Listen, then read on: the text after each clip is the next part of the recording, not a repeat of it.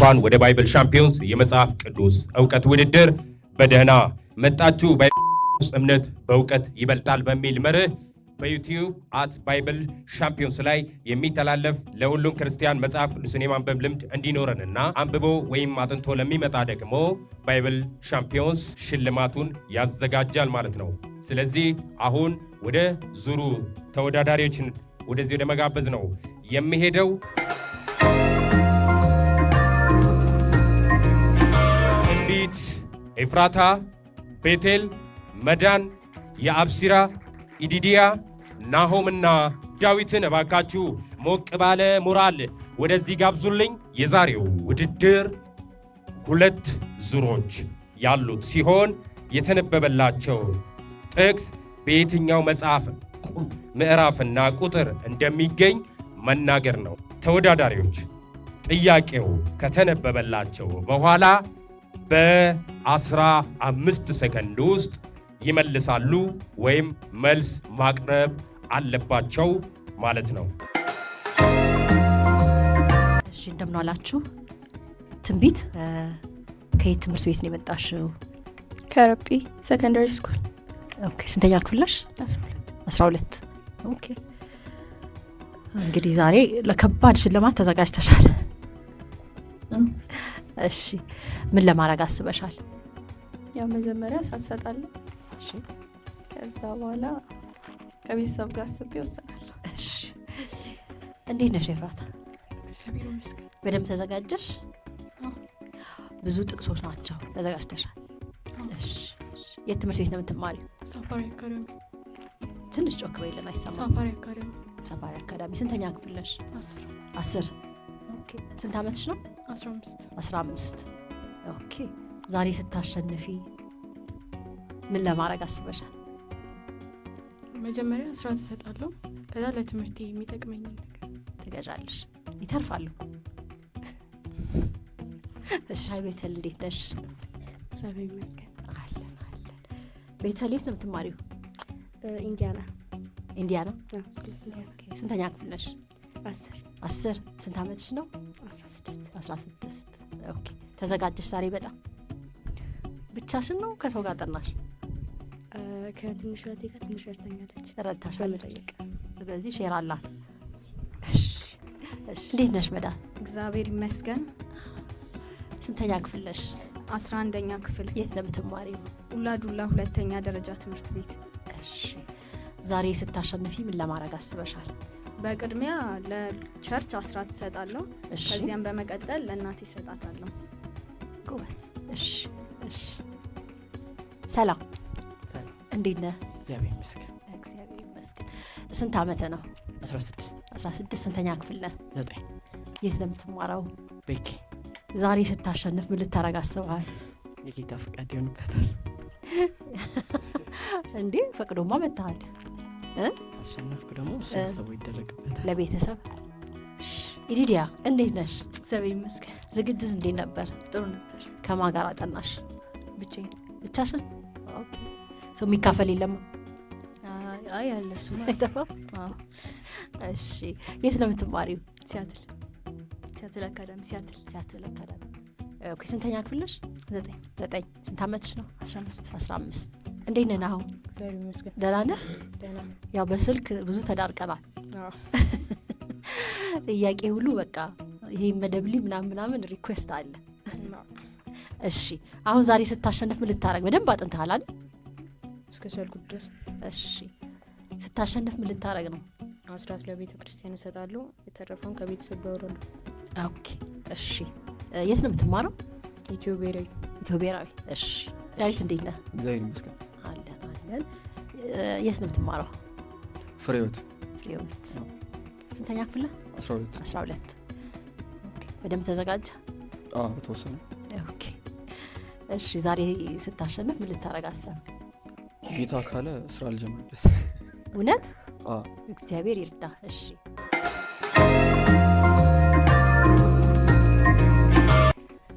በአንተ የሚታመኑት ሁሉ ግን ደስ ይላቸዋል፣ ለዘላለሙ ደስ ይላቸዋል። እነርሱንም ትጠብቃለህ። ስምህንም የሚወዱ ሁሉ በአንተ ይመካሉ። አንተ ጻድቁን ትባርከዋለህና አቤቱ እንደ ጋሻ በሞገስ ከለልከኝ። መዝሙረ ዳዊት ምዕራፍ 5 ከ11 እስከ 12 ትክክል።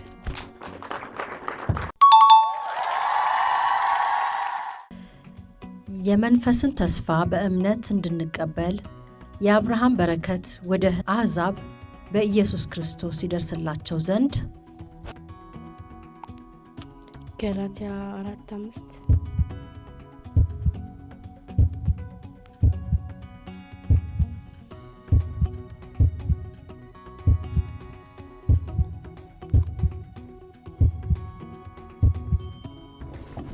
አልተመለሰም። መዳን ክፉ ከሆነ ከአሁኑ ዓለም ያድነን ዘንድ እንደ አምላካችንና እንደ አባታችን ፈቃድ ስለ ኃጢአታችን ራሱን ሰጠ። ለአብ ከዘላለም እስከ ዘላለም ክብር ይሁን፣ አሜን። ገላትያ ምዕራፍ 1 ከቁጥር 4 እስከ 5 ትክክል።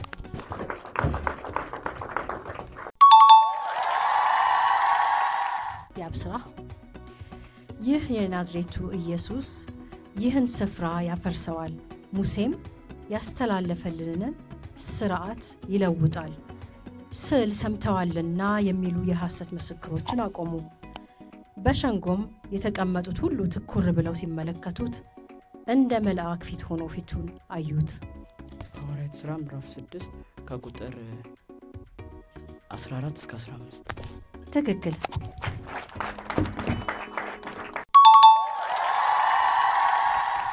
ሊዲያ ሳውል ግን ቤተ ክርስቲያንን ያፈርስ ነበር። ወደ ሁሉም ቤት እየገባ ወንዶችንም ሴቶችንም እየጎተተ ወደ ወህኒ አሳልፎ ይሰጥ ነበር። የተበተኑትንም ቃሉን እየሰበኩ ዞሩ። ሐዋርያት ሥራ ምዕራፍ 8 ከ3 እስከ 4 ትክክል።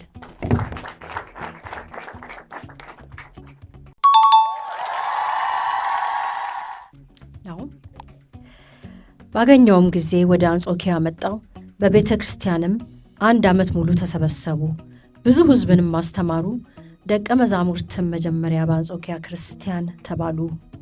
ሐዋርያት ሥራ ምዕራፍ 11 ከቁጥር 26 ልክ ነህ።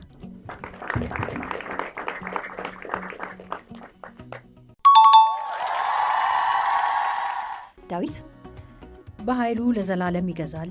ዓይኖቹ ወደ አሕዛብ ይመለከታሉ። አመፀኞች ራሳቸውን ከፍ ከፍ አያድርጉ።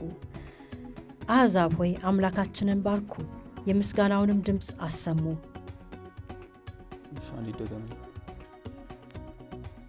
በኃይሉ ለዘላለም ይገዛል። ዓይኖቹ ወደ አሕዛብ ይመለከታሉ። አመፀኞች ራሳቸውን ከፍ ከፍ አያድርጉ። አሕዛብ ሆይ አምላካችንን ባርኩ፣ የምስጋናውንም ድምፅ አሰሙ። መዝሙረ ዳዊት ምዕራፍ 66 ከቁጥር 7 እስከ 8 ልክ ነው።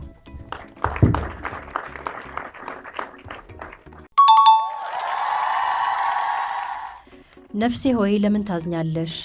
ለምንስ ታውኪኛለሽ? የፊቴን መድኃኒት አምላኬን አመሰግነው ዘንድ በእግዚአብሔር ታመኚ። አምላኬ ሆይ ነፍሴ በእውን ውስጥ ታወከች።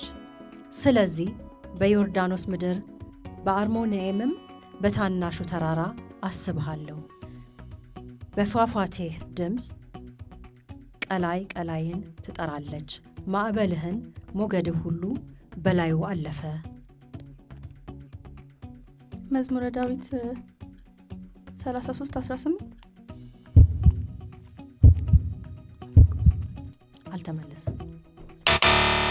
ኤፍራታ በእናንተ መካከል ወደ ቀሩት ወደ እነዚህ አሕዛብ አትግቡ፣ የአምላኮቻቸውንም ስም አትጥሩ፣ አትማሉባቸውም፣ አታምልኳቸውም፣ አትስገዱላቸውም። እስከ ዛሬ ድረስ እንዳደረጋችሁት ወደ አምላካችሁ ወደ እግዚአብሔር ተጠጉ እንጂ። ኢያሱ ምዕራፍ 23 ከ5 እስከ 7 አልተመለሰም። ቤተል እነሆም ዛሬ የምድርን ሁሉ መንገድ እሄዳለሁ፣ እናንተም እግዚአብሔር ስለ እናንተ ከተናገረው ከመልካም ነገር ሁሉ አንድ ነገር እንዳልቀረ በልባችሁ ሁሉ በነፍሳችሁም ሁሉ ወቁ። ሁሉ ደርሶላችኋል፣ ከእርሱም አንድ ነገር አልቀረም።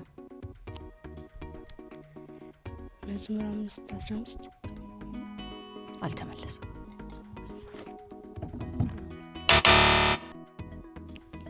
እንዴት ነው እስካሁን መዳን? እግዚአብሔር ዙፋኑን በሰማይ አዘጋጀ፣ መንግስቱም ሁሉን ትገዛለች። ቃሉን የምትፈጽሙ ብርቱዎችና ኃያላን፣ የቃሉንን ድምፅ የምትሰሙ መላእክቱ ሁሉ እግዚአብሔርን ባርኩ። መዝሙረ ዳዊት ምዕራፍ 103 ከቁጥር 19 እስከ 20። ትክክል።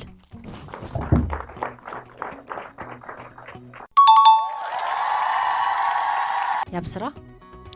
እነርሱም ለኢያሱ እንዲህ ብለው መለሱለት፣ ያዘዝከንን ነገር ሁሉ እናደርጋለን፣ ወደምትልከንም ስፍራ እንሄዳለን።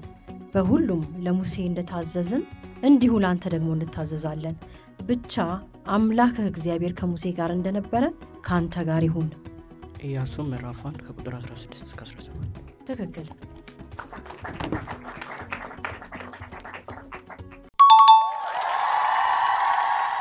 ኢዲዲያ ነገር ግን በእናቴ ማኅፀን ሳለሁ የለየኝ በጸጋውም የጠራኝ እግዚአብሔር በአሕዛብ መካከል ስለ እርሱ ወንጌልን እሰብክ ዘንድ ልጁም በእኔ ሁኔታ ሊገልጥ በወደደ ጊዜ ወዲያው ከሥጋና ከደም ጋር አልተመካከርኩም። ገላትያ 1 ከ15 ከ16። ትክክል።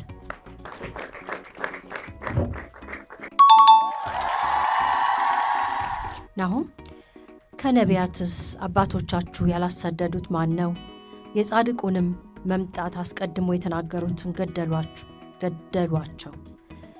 በመላእክትም ሥርዓት ሕግን ተቀብላችሁ ያልጠበቃችሁት እናንተም አሁን እርሱን አሳልፋችሁ ሰጣችሁት፣ ገደላችሁትም። ሐዋርያት ሥራ ምዕራፍ 7 ከቁጥር 52። ልክ ነው።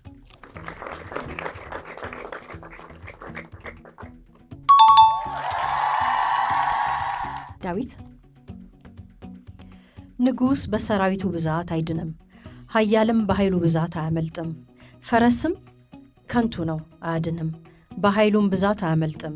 እነሆ የእግዚአብሔር ዓይኖች ወደሚፈሩት ናቸው፣ በምሕረቱም ወደሚታመኑ። ነፍሳቸውን ከሞት ያድን ዘንድ በራበም ጊዜ ይመግባቸው ዘንድ። ነፍሳችን እግዚአብሔርን ተስፋ ታደርገዋለች፣ ረዳታችንና መጠጊያችን እርሱ ነውና። መዝሙረ ዳዊት ምዕራፍ 33 ከቁጥር 16 እስከ 20። ትክክል።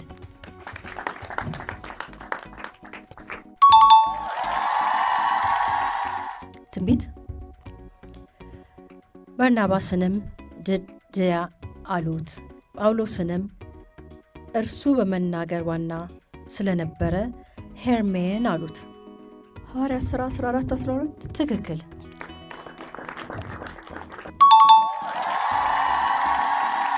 ኤፍራታ እኔስ በእግዚአብሔር ቤት እንደለመለመ እንደ ወይራ ዛፍ ነኝ፣ ለዓለምና ለዘላለም በእግዚአብሔር ምሕረት ታመንኩ።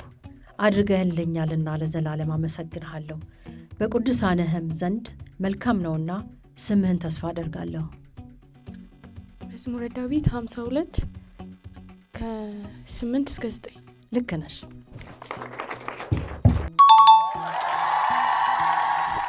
ቤተል አቤቱ እርሱን ታውቀው ዘንድ ሰው ምንድን ነው? ታስብለት ዘንድ የሰው ልጅ ምንድን ነው? ሰው ከንቱ ነገር ይመስላል፣ ዘመኑ እንደ ጥላ ያልፋል። አቤቱ ሰማዮችን ዝቅ ዝቅ አድርጋቸው፣ ውረድም፣ ተራሮችን ዳስሳቸው ይጢሱ።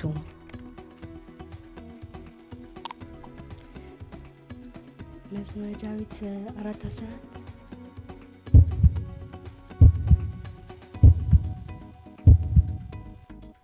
አልተመለሰም።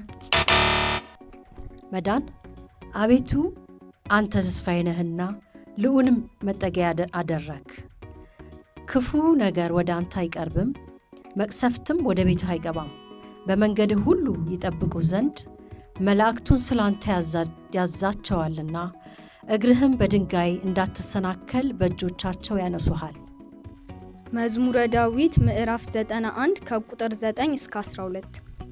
ትክክል።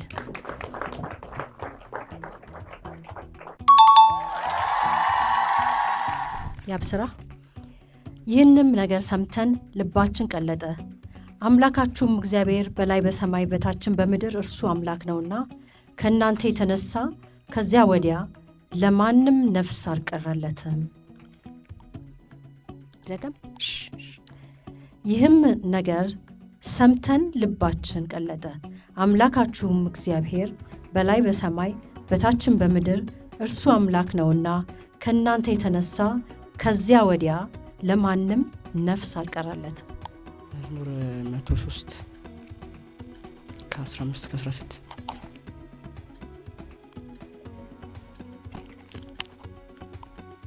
አልተመለሰም። ይዲዲያ ይህንም ከተናገረ በኋላ እነርሱ እያዩት ከፍ ከፍ አለ፣ ደመናም ከዓይናቸው ሰውራ ተቀበለችው። እርሱም ሲሄድ ወደ ሰማይ ትኩር ብለው ሲመለከቱ ሳሉ እነሆ ነጫጭ የለበሱ 2 ሰዎች ካጠገባቸው ቆሙ። ሐዋርያት ሥራ ምዕራፍ 1 ከ9 እስከ 10። ትክክል።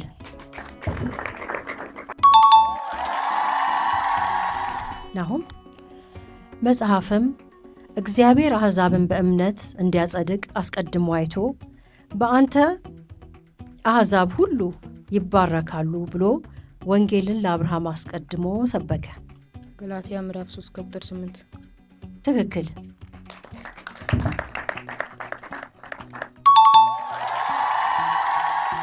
ዳዊት ነገር ግን ወንድሞች ሆይ እኔ ገና እስካሁን መገረዝን ብሰብክ እስካሁን ድረስ ለምን ያሳድዱኛል? እንኪያስ የመስቀል እንቅፋት ተወግዷል፣ የሚያውኳችሁ ይቆረጡ። ገላትያ መጽሐፍ ምዕራፍ 5 ቁጥር ከ11 እስከ 12። ትክክል።